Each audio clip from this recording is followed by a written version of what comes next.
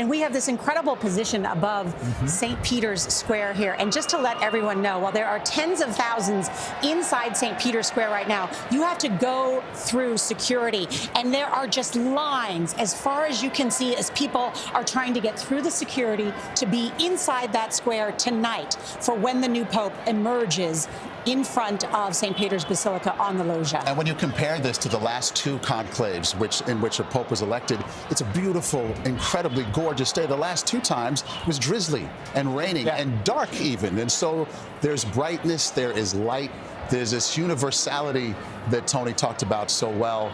I'm wondering, Monsignor, what you're feeling in this moment today. Actually, there's some emotion.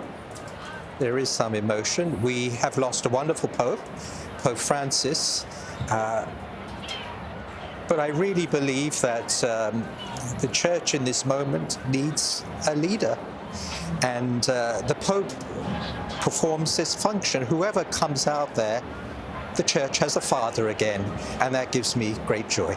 It's a wonderful point that you make and a great question, Maurice, because I know how emotional you are, because this can mean a rebirth in some ways. And while Pope Francis was so popular around the world, an inclusive Pope who moved this church forward in some ways, Delia, there was some divisions left in part because of him. And so this new Pope will tell us something about what these cardinals want to do next. Oh, absolutely. Depending on who he is, that will tell us something of what the cardinals thought the direction should go.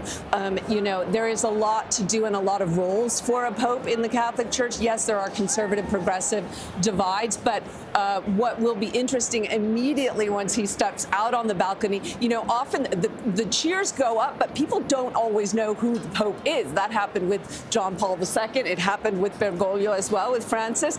But they love him anyway, immediately. And they say, even if we know who he is, we might...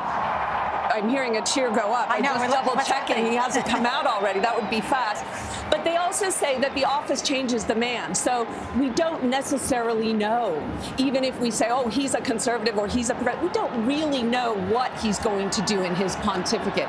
We see we've got a marching band coming through now. I'm not sure if that's the... Very Italian. Can't see it. Very Italian. Vatican gendarme band. It's the Vatican. Well, the Vatican Swiss Guards. Swiss Guards are coming out behind them. Come as well, because there's a Pope. Remember, the Swiss Guards are the personal security force for the Pope.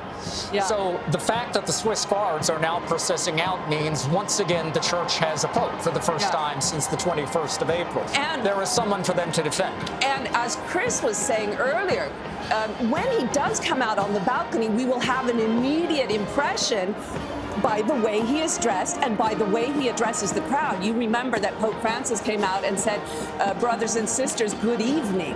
And that impressed everybody because it was such informal language compared to what popes usually do. So we'll have an automatic impression, whoever he is. Everything they say, do, and wear will, in fact, have meaning and will be parsed as such, right? Absolutely. What is going on right now inside the Sistine Chapel? Okay, we've got the Room of Tears. We've got the vestments being put on. Do the cardinals get up and walk out? What is their next step? Are they looking to decompress? How does this work going forward? Just one word on that Room of Tears. Again, there's a little joke about John the 23rd. When he went into that room, he was a man of a large stature. And he looked at himself in the mirror and said, this man's not going to look good on TV. So there may be some of that going on at the moment. But then, very importantly, each cardinal goes to the new Pope and pledges obedience and respect.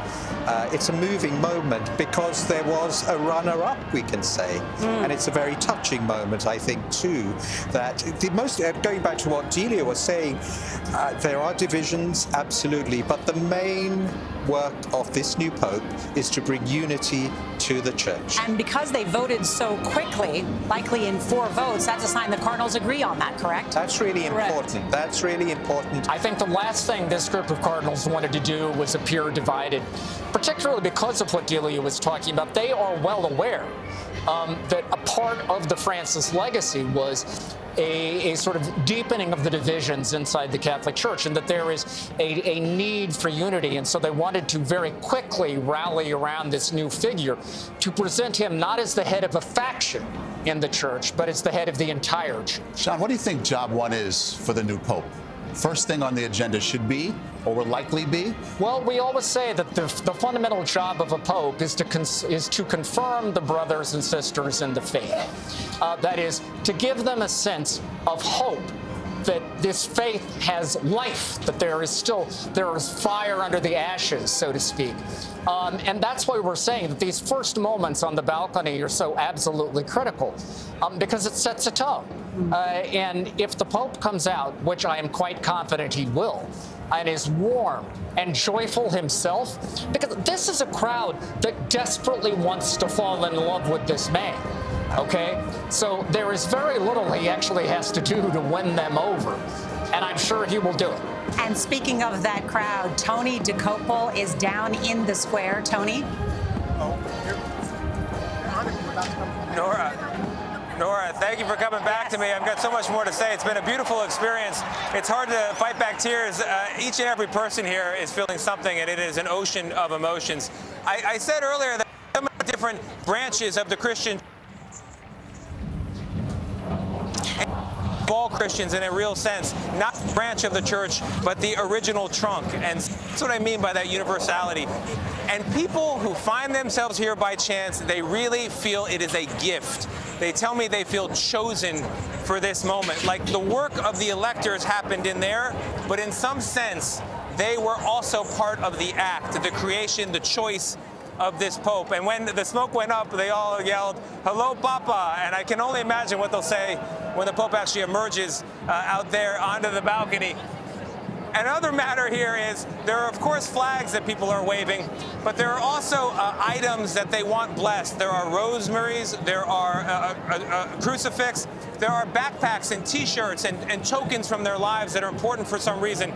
There was even a woman from Pittsburgh who had, if you're a Pittsburgh Steelers fan, the terrible towel, the yellow towel they wave at football games. She held that up and wanted a picture in front of the church. People come from all over for so many different reasons, but they all get the same thing, which is a truly magical moment in the deep streams of time and history, and it is just so beautiful.